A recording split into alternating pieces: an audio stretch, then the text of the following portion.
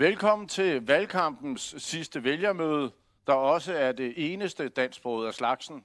Vi har små 2 timer foran os, hvor vi blandt andet skal vende det grønlandske sundhedsvæsen, og så har vi selvfølgelig spørgsmål fra jer vælgere. Men lad os komme i gang. Velkommen til jer derhjemme, og velkommen til folk her i salen.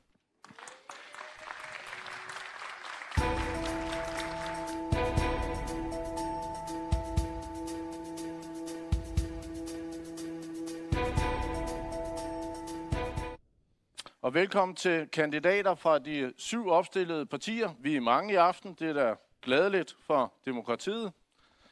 Er I klar med konkrete og skarpe holdninger og svar på spørgsmålene? Demokraterne er klar. Det er super. Traditionen tro starter vi med 1 minut til hvert parti. Lodtrækningen har valgt, at det er Atassut, der ligger ud. Så værsgo, det næste minut, det er jeres. Merci. Jeg håber, at vi kan klare det på dansk. Men jeg synes, er stolt over, at vi stiller op med 19 kandidater. Det er mange af de 19 de unge, der har stor fremtid. Vores vigtigste erhverv, det er fiskeri. Og den skal man fortsætte stadig opadgående. Og vi skal jo finde andre arbejdspladser, så godt som råstofområdet. Vi skal sætte på mere arbejdspladser og indtjeningsmuligheder. Der er masser af økonomiske ønsker af befolkningen, altså vælgerne og politikerne. Så vi vil fra Atassut arbejde for, at der skal være mere arbejdspladser og indtjeningsmuligheder. Så det bliver godt denne gang. Tak. Så kom der en ordentlig lyd. Tak for det, og ganske forståeligt godt klaret. Så er det Nonata Glidonai. Det næste minut er jeres. Værsgo. Vi går til valg på, at leveomkostningerne og levevilkårene i Grønland skal forbedres. Det er det første. Migrationen fra Grønland til Danmark, den skal standses. Vi skal reformere kommunerne og tilbageføre til de gamle kommunestyre for at få nærdemokratiet tilbage til folket. Så skal vi gå i gang med at forberede overtagelse af de sagsområder, der er vigtige. Det vil sige, det er omkring ansvaret for luftterritoriet, søterritoriet, levnedsmiddelkontrollen og arbejdsmiljøområdet og udlændingeområdet, som vi går til valg på, som det mest oplagte sagsområder, som vi vil overtage. Så vil vi også give kommunerne en større kompetence og overføre byrder og opgaver tilbage til kommunerne. Tak skal du have. Der gik tiden. Og så er det Demokraterne. Nej, I er Samarbejdspartiet. Undskyld. Ups. Det er sikkert ikke første gang, I har hørt. Beklager meget. Det næste minut er jeres. Tak skal du have. Som vi sagde allerede fra starten af valgkampen, og før kameraerne blændede, lang tid før at politik endnu var på tale for os ildsjæle i Samarbejdspartiet, der skal være plads til os alle i Grønland. Børnene skal være prioritet nummer 1. De er vores fremtid. Husk dem. Bed dine politikere, også selvom du ikke stemmer på os, om at huske børnene efter stemmerne er optalt. Ja, vi er uden værdikamp. Kampen står om, hvem der holder deres politik fast, efter at stemmerne er optalt. Vi har alle en rolle at spille i vores lands fremtid. Bygder og byer, tilflyttere og lokale, børn særligt, handicappede, psykisk syge, fagpersoner, LGBTQ-folket, kunstnere og forretningsfolk. Ingen i landet skal efterlades med en dårlig følelse i maven af ikke at være rigtig. På Samarbejdspartiet er du velkommen, uanset hvor du kommer fra, og uanset hvad du identificerer dig som. Lige på slaget. Godt timet. Så er det Siumut. Værsgo, de næste 60 sekunder er jeres. Mange tak. Noget af det, jeg er allermest stolt over ved at være en del af Siumut, det er, at man er konkret. Man har en plan for alle de store drømme og alle de visioner, som vi hører fra alle de velmenende politikere her under valgkampen. Siumut tager ansvaret allerede nu. Man ved, hvad man får, hvis man stemmer på en Siumut-politiker. Vi har en plan for at finansiere vores visioner. Vi har en plan for, hvordan vi får tingene til at ske. Vi ved, at vi får lufthavnene med Siumut. Vi ved, at vi får storskalaprojekter og mineindustri. Siumut anerkender, at der er behov for virksomheder, når vi skal indfri alle de ting, vi vil gøre for de ældre, for de unge og for familierne. Det kræver penge. Vi kan ikke bare flytte dem rundt imellem de offentlige kasser. Siumut ved, at det er så vigtigt, at vi får skabt nogle nye midler, virksomhederne med nye arbejdspladser, eksport og penge, der kommer herhjem til, at det, der skal til, for at vi faktisk har råd til alle de ting, som vi har et ønske om alle sammen skal ske. Ikke om 10 år eller 30 år, men nu. Værsgo. Det var det. Fint. Tak til Siumut, Inuit Ataqatigiit. Værsgo, de næste 60 sekunder jeres. Rønner. Det her valg, det handler om at skabe et større Grønland. Det handler om vores børn, vores kærester, vores ægtefæller, vores venner, som bor her i landet, som taler grønlandsk, som taler dansk, som måske ser anderledes ud. Det handler om, hvilken fremtid vi forestiller os og drømmer om for vores land. Det handler om vi vil være et åbent land med plads til alle, eller om vi vil gradvist lukke os mere om os selv. Fra Inuit Ataqatigiit, der sætter vi det højst i de kommende år og sikrer og sige højt og rent faktisk udføre det med handling, at der er plads til alle. At vores børn vokser op i tryghed, uanset hvor mange gange de bliver fortalt, at de ikke er de rigtige. Der skal være en fælles følelse af, at vi gerne vil være et større Grønland. Der skal være en fælles følelse af, at den fremtid, vi går i møde, det er en tryg og god fremtid for alle børn, alle ældre, personer med handicap og alle borgere i det her land. Lige på slaget. Tak til jer. Og så er det partiet Naleraq. Værsgo. Vi går til valg på, at vi vil lave nogle forbedringer, ligesom partiet gik til valg sidste gang. Vi skal have forstærket nogle basale ting, såsom købekraften. Vi har en masse familier, som ikke har råd til hverdagen. Med ensprissystemets genindførelse har vi set en markant sænkning af udgifterne for mange af de lavindkomstgrupper. Den udvikling skal vi selvfølgelig fortsætte, og derfor er tiden nu også kommet til, at vi skal kigge på nogle af de andre store selskaber, som selvstyret ejer. Hvorledes får vi sikret, at vi ikke hiver pengene op af lommerne på alle dem, der ikke har råd rundt omkring på kysten, for derefter at genfordele den fra Nuuk. Vi har rigeligt med administration. Det er vores højeste uddannelsesmål her i landet lige nu, men vi skal altså også sikre, at produktiviteten den bliver brugt, så vi kan få noget vækst, som betaler alt det velfærd, vi andre godt kan lide. Jeg håber i hvert fald, at vi stemmer på, at hele landet skal udvikles. Tak. Tak til partiet Naleraq. Så er det Demokraternes tur. Værsgo. Tak for det. Vi fra Demokraterne, vi er et fornyet parti. Vi vil tage ansvar.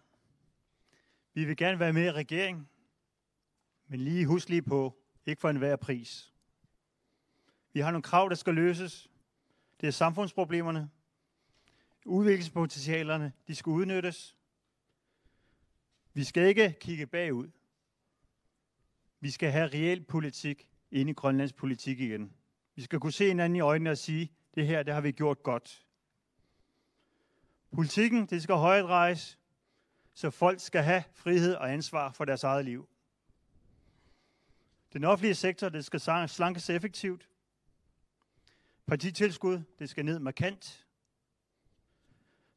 Og så dig som vælger skal være med til at bestemme, hvilken retning landet skal gå i. I skal være sammen med os, demokratisk. Tak for så det. Gik tiden der. Tak til Demokraterne for det. Så går vi til aftens første spørgsmål, og det er sådan, at sundhedsvæsenet har ikke fået så meget taletid i denne her valgkamp indtil videre. Derfor har vi været ude og snakke med Lægeforeningen, og de kommer med en bøn, både i avisen, og her kommer også et spørgsmål til jer politikere på at høre med.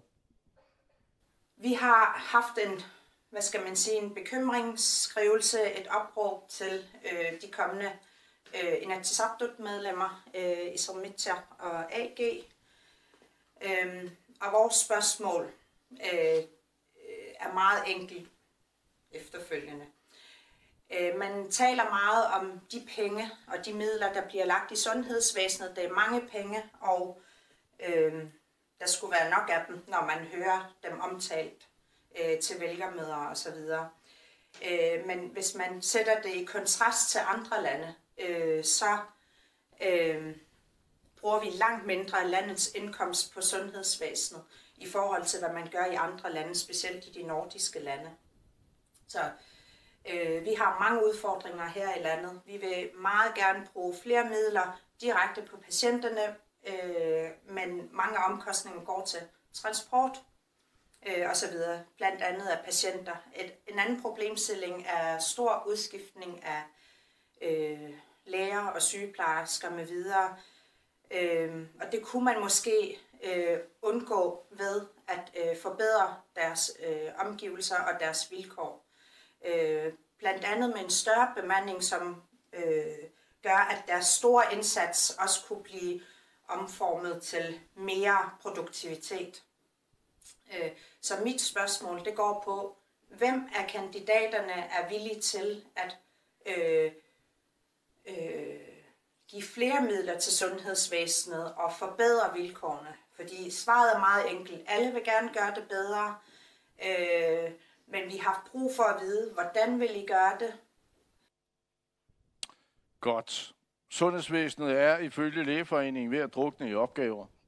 Arbejdsforholdene gør det svært at fastholde medarbejdere.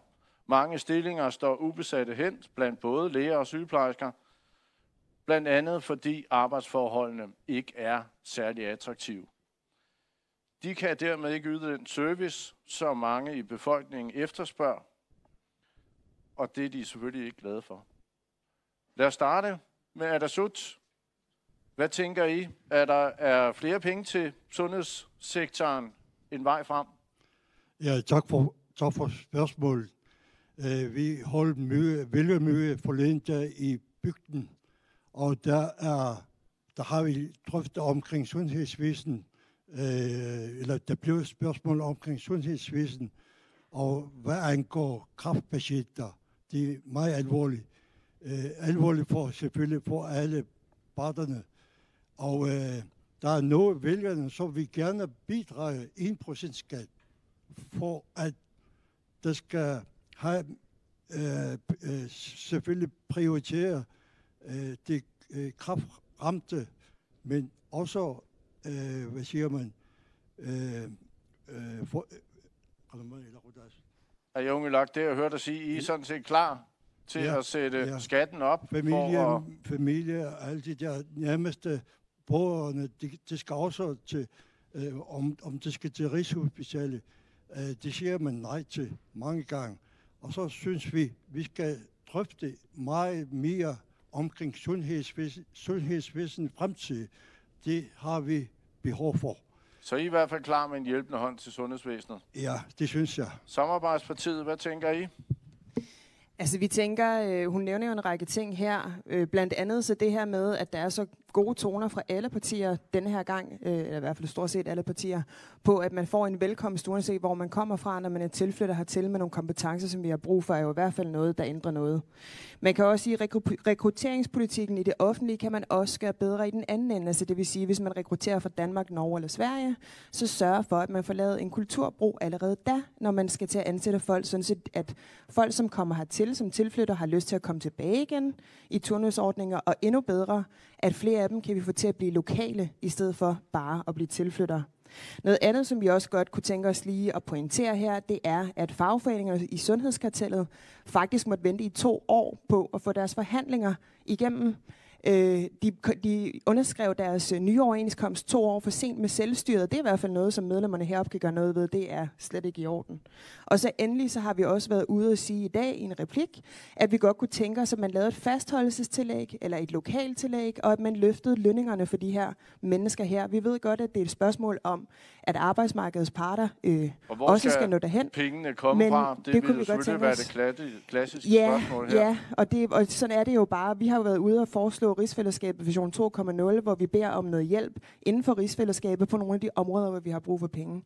Hvis ikke vi skal finde dem der, så skal vi i hvert fald holde op med at bruge finansloven til maksimum, sådan som vi har gjort de sidste mange år, og prioritere sundhed. Sundhed er jo også en rigtig vigtig del for det forebyggende for børn og unge, der har det svært.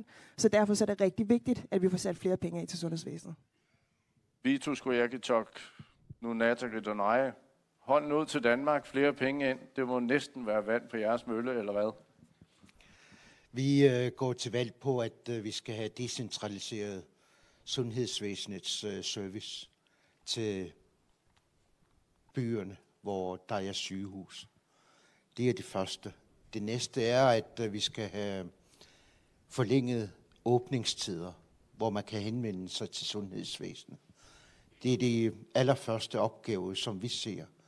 Dernæst så skal rekruttering af læger og sygeplejersker og andre speciallæger jo foregå på den måde, at vi har en mere langsigtet løsning. Det vil sige, at vi skal kigge på rekrutteringen fra andre lande, hvor man har specialister inden for de områder, som vi har behov for. Så vi skal ikke kun kigge på Danmark som løsningen på ansættelse af læger og sygeplejersker med videre. Så vi vil kigge andre steder, og dernæst få løsning på den store udskiftning, der er af sundhedspersonale, som koster mange penge, og som ikke har nogen særlig holdbar værdi for landet, som kun gør det dyrere, og dermed har den kollektive hukommelse og kompetence i sundhedsvæsenet jo også lidt af den store omskiftning, der er. Hvor skal de komme fra? Altså som vi ser det, så skal pengene først og fremmest bruges til decentralisering. Det vil sige, at vi skal have læger og sygeplejersker, og specielt læger skal man så bruge rejsehold på at gennemføre de operationer, der er nødvendige inden for sundhedsvæsenet. Så det er en omfordeling af pengene, som vi ser det, der er det første hurdle, eller den første måde at takle problemerne på. Og dernæst forventer vi, at over på sigt, så vil ansættelse af udenlandske speciallæger jo også gøre det billigere for os at spare på vikarbureauer, så du som tror belaster simpelthen på, at du kan gå ud i budgettet. verden og finde billigere læger? Er det sådan, det skal forstås? Ja. Demokraterne, er I enige med Natagridonaj? Til dels er vi, men lad mig først lige pointere, det der bliver brugt på 1,5 milliarder kroner, at de procent, altså hun nævner selv, lægen er inde på, at man bruger rigtig mange penge på transport. Og det økonomisk råds rapport viser blandt andet, at der bliver brugt 12%, det vil sige det, der svarer til 180 millioner. Og det er blandt andet det, der kommer ind akut til Dronning Ingrids Hospital for eksempel. Det vi synes, vi skal gøre, det er, at vi skal øge de kompetencer, der er ude på de respektive afdelinger, altså regionerne og sundhedscentrene, så de får tilført den fornødne kompetence, så vi får minimeret den her transportudgift. Samtidig så skal sundhedsvæsenet være meget bedre til at lave de her aftaler med Air Greenland og de involverede parter i forhold til at lave nogle klare aftaler omkring, hvordan kan vi gøre transporten endnu billigere. Samtidig så vil jeg gerne nævne, at vi bruger 50% af de 1,5 milliarder på administration. Der har vi altså rigtig meget at hente. Vi fra Demokraternes side ser gerne, at vi vender den om og siger, at 80% af de 1,5 skal bruges til den direkte patientpleje og behandling, og så 20% på administration. Der skal også være noget til udviklingstiltagene. Så der er ikke nogen tjek på vej herfra? Der er ikke nogen hvad? Tjek. Nej, vi mener, at vi kan prioritere midlerne langt bedre, og det siger jeg ud fra at have kendskab til, hvordan man forvalter og bruger pengene indenfra. Nu nævner du de regionale sygehuse, som jo er en speciel gordisk knude, hvor det er pt. Faktisk næsten umuligt at skaffe præcis læger og sygeplejersker, så de jo faktisk bliver fyldt op af midlertidige hold fra Nuuk. Hvordan vil du skaffe folk til at tage det ud? Der er både en kortsigtet og en langsigtet plan i det her. Den kortsigtede, det er, at vi bliver nødt til at have et tættere samarbejde med de nordiske lande omkring nogle vikarer.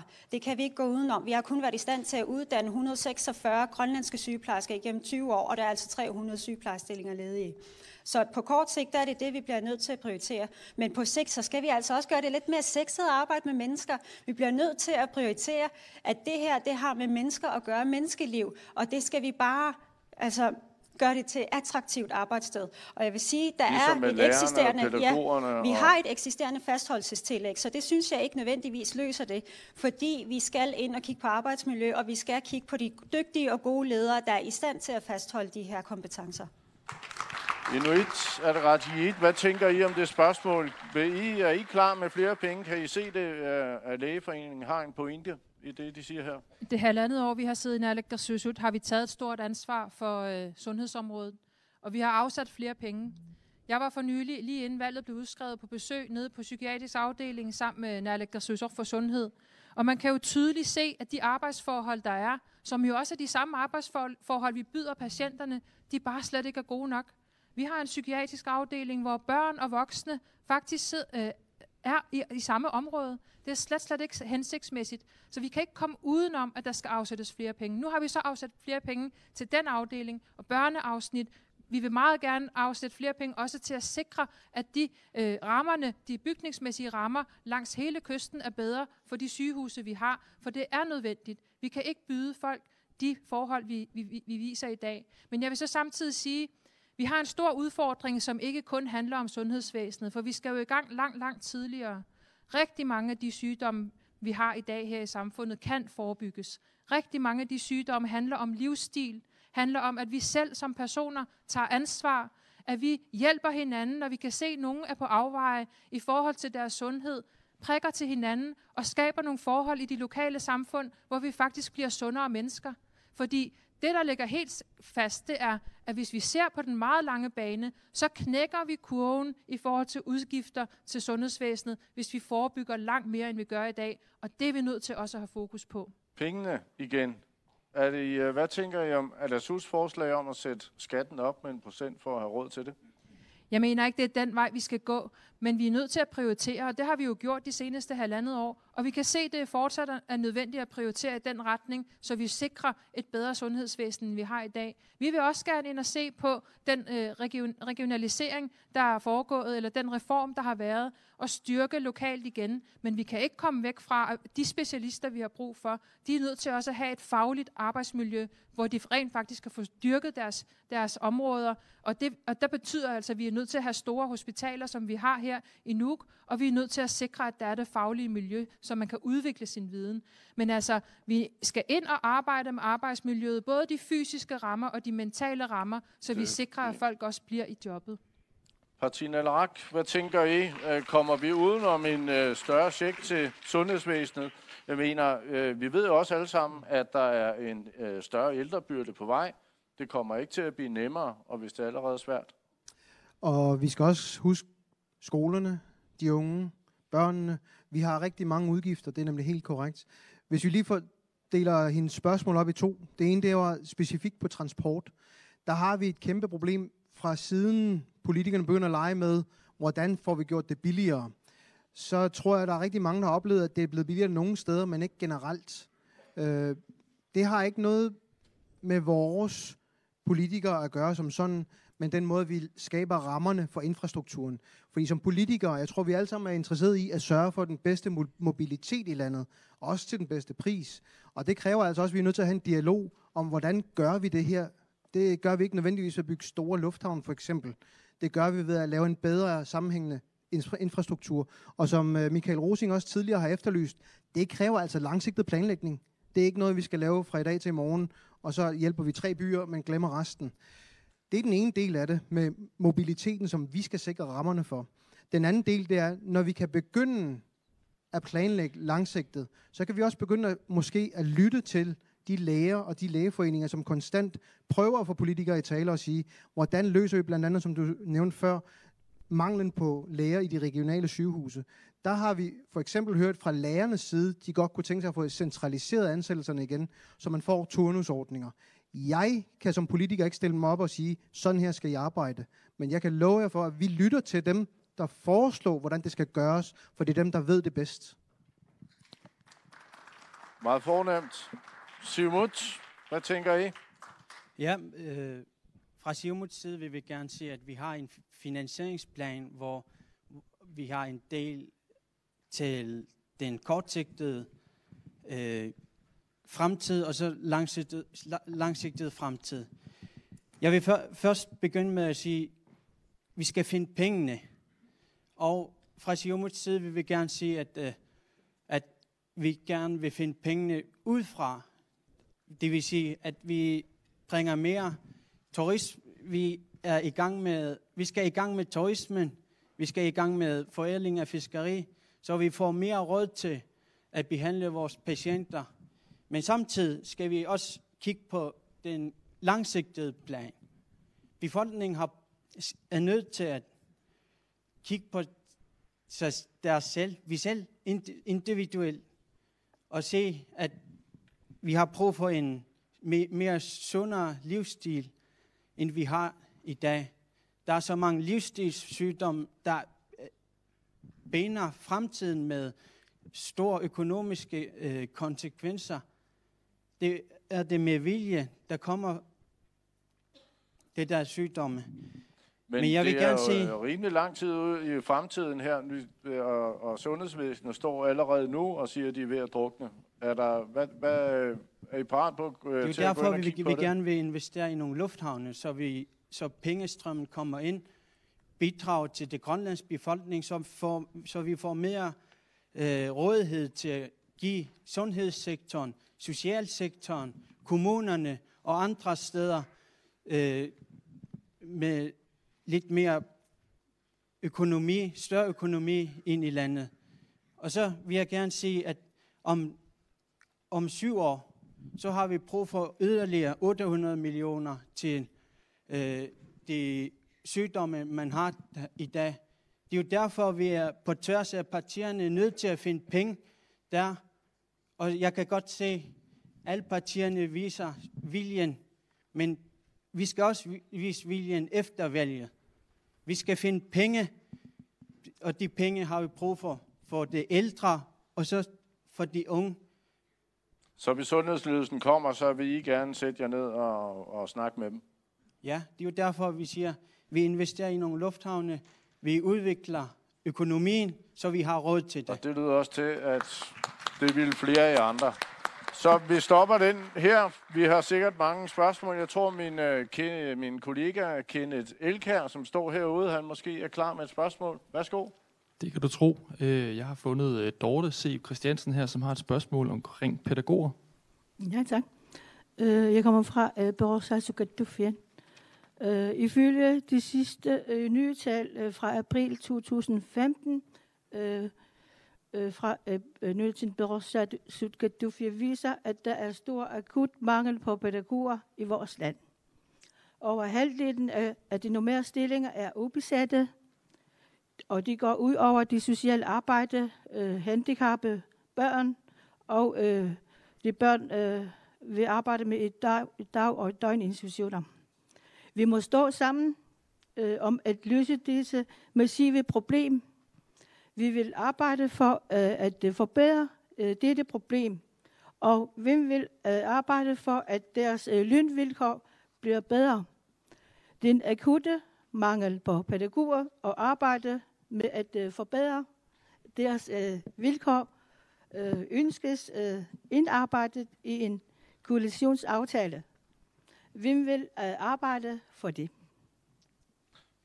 Fint spørgsmål.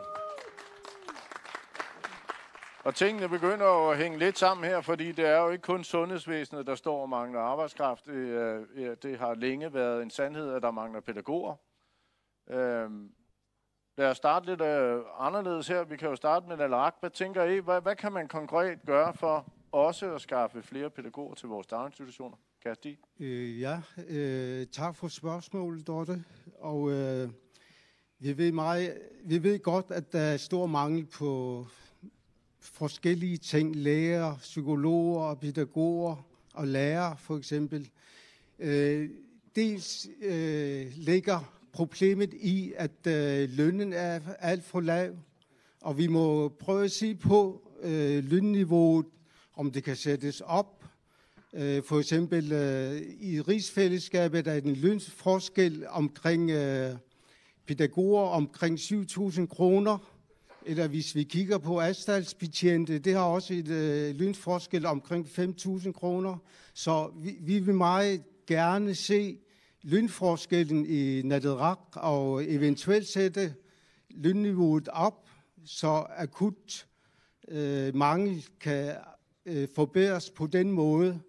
Også, vi skal også lære til at bruge naturen på en måde, at vi undgår nogle problemer i samfundet, at vi måske bruger naturen meget mere her i Grønland. Nu kan jeg jo ikke lade være med at drille jer lidt. I vil jo gerne have selvstændighed i 2021.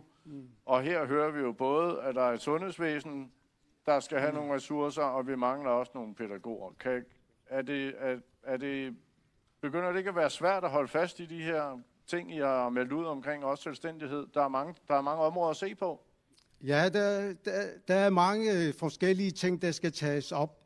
Men vi vil jo i Naderak prøve på at løse problemet med, at samfundsforholdet det skal organiseres eller reorganiseres på den måde, at vi har en befolkningsmasse på omkring 85%, som er meget lavlønnet og som har mange problemer.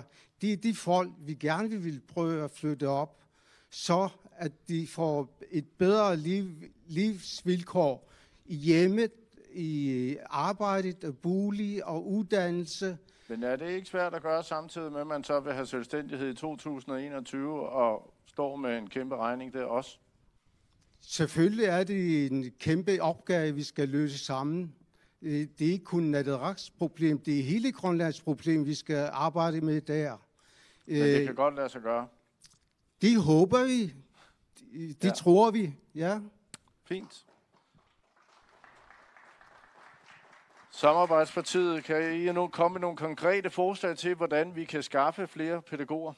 Ja, altså nu er det jo virkelig ikke nogen hemmelighed, at vi er et rigsfællesskabsvenligt parti, så det var en af de steder, som vi også har peget på, at der har vi brug for det. Sundhed, børn og unge, fagpersoner, skoler, at det er virkelig der, hvor vi skal løfte. Jeg vil lige sige, at den letteste vej til gode livsvilkår i fremtiden, det er jo, at vi sørger for, at alle vores unge får uddannelse. Og noget af det, som vi har talt om, det er, at vi godt kunne tænke os, at unge og børn fik 3 sprog fra folkeskolen af. Men vi vil også have et massivt løft på det sociale område i løbet af de næste 5, 10 og 20 år, fordi en stor del af problemerne med faguddannet personale heroppe, og folk, som falder fra i skolen, det skyldes jo blandt andet så tunge sager som seksuel misbrug osv. Men er det ikke lidt letkøbt? Det er jo lidt ligesom at have en rig onkel i Amerika, hvor man kan skubbe hele regningen over til, og så bare forvente, at de står klar til at betale. Jamen, på den ene side, der har vi det jo sådan, at vi faktisk ikke synes, vi har en rig onkel. Vi synes, at vi har et fællesskab med nogle mennesker, hvor vi også selv har tiltrådt FN's børnekonvention, har forpligtet os til at overholde de her områder her, og det kan vi bare ikke løfte selv i dag. Kig der omkring. Det kan vi ikke. Så er det den nærliggende at spørge dem, som vi er i fællesskab med, kunne I ikke godt hjælpe os her? Og de har jo endda tilbudt os at gøre det undervejs, så hvorfor i alverden skulle vi dog ikke gå ind og samarbejde der? I forhold til pædagogernes område, så vil jeg bare lige sige, at en realkompetenceudredning og et løft på lønnen vil vi rigtig gerne støtte jer i. Men en stor del af problemet er jo også, at man ikke tænker i, hvad for nogle modtagelsesvilkår er der, og er der nogle støtteordninger til de pædagoger, der er? Fordi en rigtig vigtig del af også at kunne opspore børn og unge, som har det svært, for eksempel her i landet. Så hvad er det vigtigste, hvis vi skal ud af have flere pædagoger? Det er, at vi får flere mennesker i arbejde, så vi skal altså være velkomne over for, at der kommer tilkaldt arbejdskrafter til. Jo flere, der betaler A-skatter, jo flere penge har vi. Siumut, hvad tænker I? Hvordan kan vi skaffe flere pædagoger? De beslutninger, vi tager, handler om børn og unge. Også om pædagoger, der passer på de unge. Det handler om at skabe arbejdspladser. Det handler om at skabe praktikpladser inden for det område. Også om vi vi skal skabe den der erhvervsuddannelse på grønlandsk, så man kan føre det frem. Der er mangel på pædagoger, men der er også pædagoger, der ikke arbejder som pædagoger. Fordi der er så meget mangel på uddannelser, at en pædagog tager en kontorarbejde i et eller andet sted. Det er jo derfor, at det er så vigtigt, at vi udvider vores økonomi, så vi får mere råd til at betale lidt mere løn. Men det virker som en lidt diffus plan. Hvis vi står her og mangler pædagoger nu og her, hvad vil det konkrete tiltag så være, og hvis vi skulle have flere ind i faget? Vi skal give bedre muligheder til dem, der ikke har uddannelse som pædagoger, men har været arbejde i børnehaverne og andre steder, til at tage en videregående uddannelse som pædagog, så de får kompetencer til at se, hvordan børnene har det, og det der, og så samtidig får deres papir. Men vi skal også kigge på deres vilkår, som i dag er meget relativt lavt end de andres menneskebaserede uddannelser. Og så, men I har jo siddet ved magten her de sidste 3,5 år. Hvorfor ikke været inde og kigge på det? Vi har siddet i magten siden 2013. Mere end 3,5 år. Det er rigtigt. Ja. Og det har vi også diskuteret meget om. Så har jeg også haft længere tid til at gøre noget ved det. Det er derfor, vi siger fra Siumut, vi skal have større økonomi. Vi skal, de sidste 4 år er økonomien vokset sig med 1,3 milliarder om året. Væksten har været gennemsnit 7% per BNP. Det er jo derfor, at vi skal fortsætte med den udvikling. Befolkningen skal kæmpe for at skabe udvikling i Grønland, så vi får den økonomi, vi videre over til Nunata Ridonai. Hvad tænker I konkret, vi kan gøre for at skaffe flere pædagoger? Jeg har selv arbejdet med mennesker i mange år. Og jeg synes, vi har så mange gode ting her i Grønland, som vi har opnået i dag. Derfor, jeg synes også, pædagogisk område, vi skal starte en videnscenter på dem. Og lade videnscentret lave noget på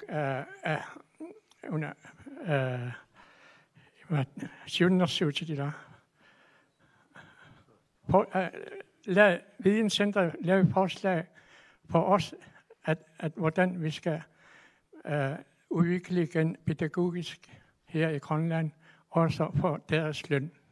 Tak. Så I vil gerne gå ind og kigge på lønnen? Er det også? Det er en af nøglerne til flere pædagoger? Ja, selvfølgelig. Det skal have løn på, hvad de har lavet. Selvfølgelig. Fint. Og jeg synes også, at deres fagforeninger, synes, at det var dem også, der skal lidt bunde op og hjælpe arbejdsgiver til det område. Fint. Inuit Ataqatigiit, hvordan skaffer vi flere pædagoger? Først og fremmest så vil jeg gerne sige tak til spørgsmålet, og tak for et super godt arrangement forleden dag, hvor vi havde et godt vælgermøde med pædagogernes fagforening.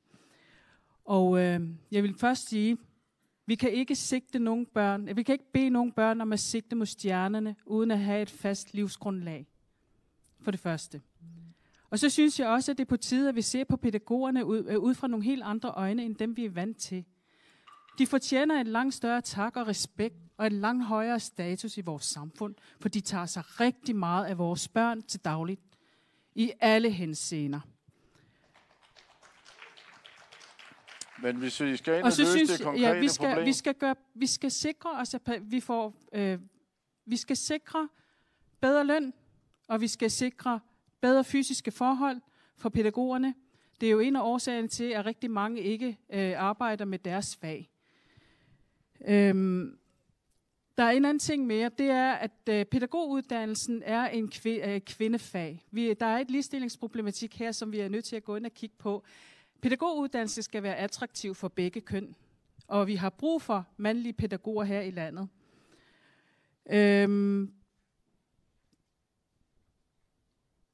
Man kan vel også sige, at problemet er vel alvorligt, hvis ikke vi får stimuleret og udviklet vores børn, som det i virkeligheden skal, så er de ikke klædt på og måske i balance til at starte i folkeskolen, og det er måske også derfor, at vi har en stor del af de problemer, vi har med folkeskolen.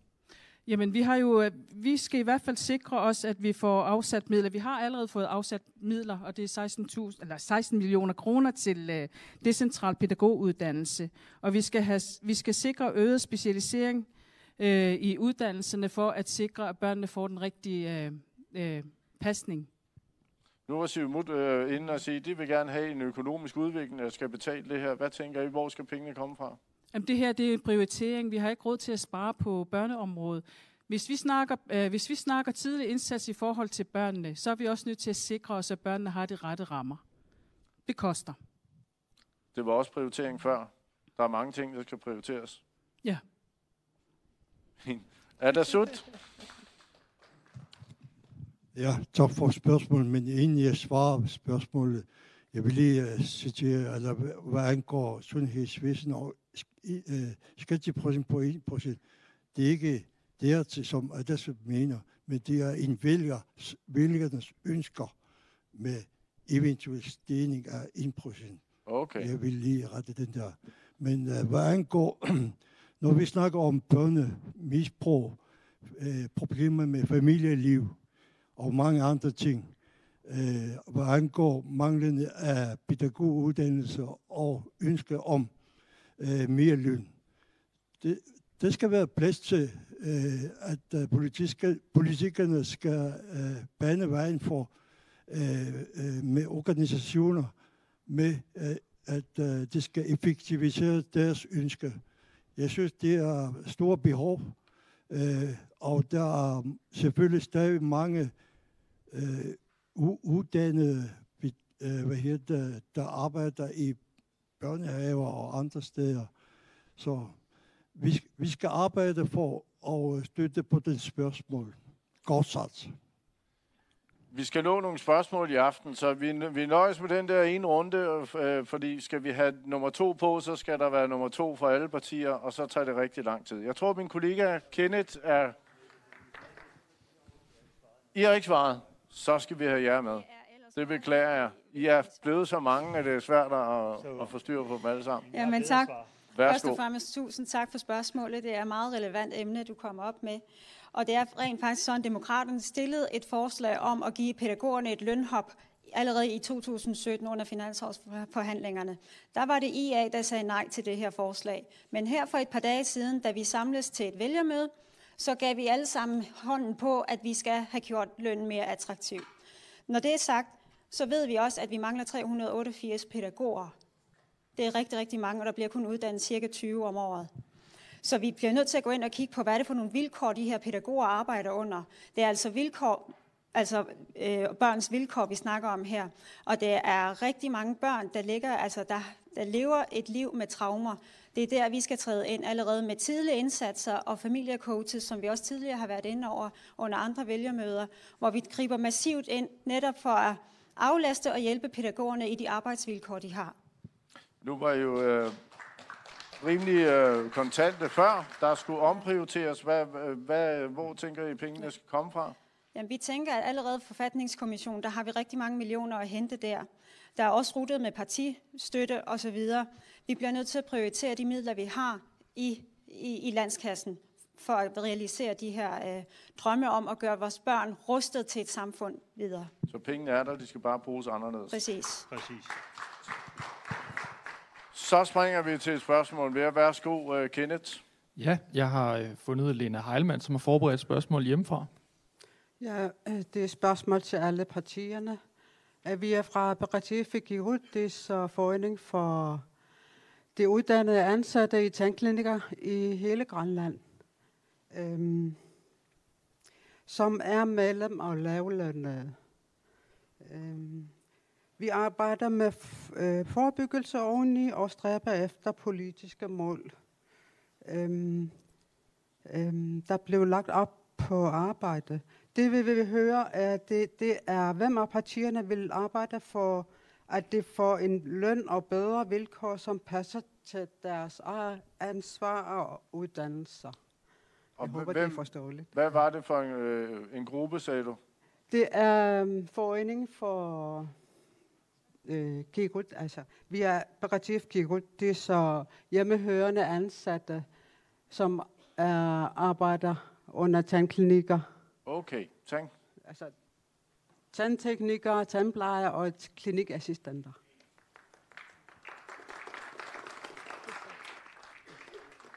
Godt spørgsmål. Relevant, men vi kommer igennem nogle grupper af samfundet, som trænger til et løft. Hvem vil gerne ligge ud her? Demokraterne, så glemmer vi heller ikke i den her omgang. Nej, i hvert fald. Det er derfor, jeg lige sikrer mig, at du tager os først. Jo. Tak skal du have. Med hensyn til det her med lønnen også inden for tandområdet, det er jo også igen at tage et ansvar som familie. Og for at børste tænderne i mindst 2 gange om dagen hos de her børn. Og det kan vi jo føre videre hen gennem hele livet, og det, når vi lærer det fra barnsben af. Så har vi jo ikke alle de her akutte behandlinger, som også belaster tandklinikkerne meget. Vi ved jo også, at de halter meget i løn i forhold til deres danske kollegaer. Det skal der også kigges meget alvorligt på. Igen har vi en prioritet, hvor vi kan komme ind med finanserne. Bare det igen med forfatningskommissionens 20 millioner. Hvad er det for noget? Det kunne vi bruge. Det er også en del af det. Vi ved jo også godt, at det her det er jo fagforeningerne også, der skal med ind over. Og det skal jo en konkret og konstruktiv dialog med fagforeningerne om at forbedre deres medlemmers lønforhold med mere.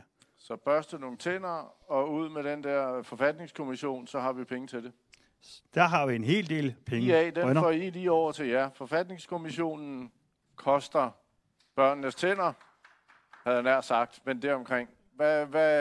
Kunne det være en mulighed? Bruger vi pengene forkert? Forfatningsarbejdet og den debat, den handler om de værdier, vi også taler om fra Inuit Ataqatigiit. Og vi mener, at den er vigtig for at udvikle samfundet også i dag under selvstyret og få drøftet imellem os, hvad er det for nogle værdier, vi vil bygge vores samfund på. Så det er ikke der, jeg vil tage pengene.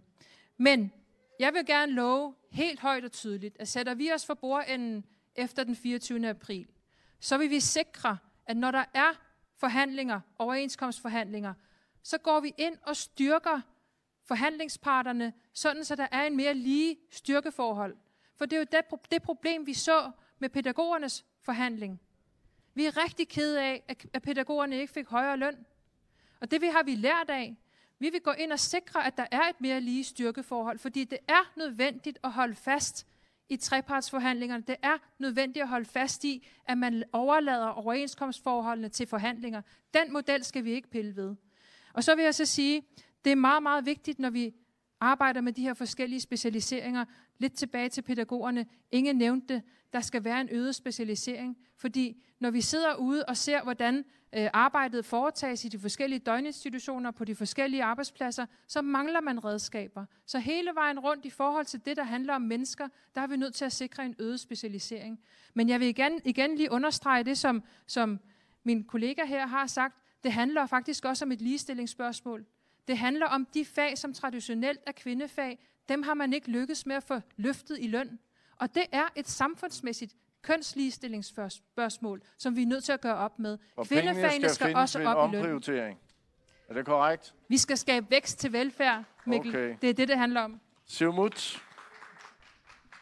Ja, det fører jo lige præcis tilbage til det, Ingrid startede med at sige. Vi skal lade være med at stjæle fra den ene offentlige kasse til den anden offentlige kasse. Siumut vil skabe ekstra indtægter, så vi har råd til de her store planer, og også de små nære ting, som vi har brug for. Jeg tænkte på en ting, der hænger lidt sammen med det her.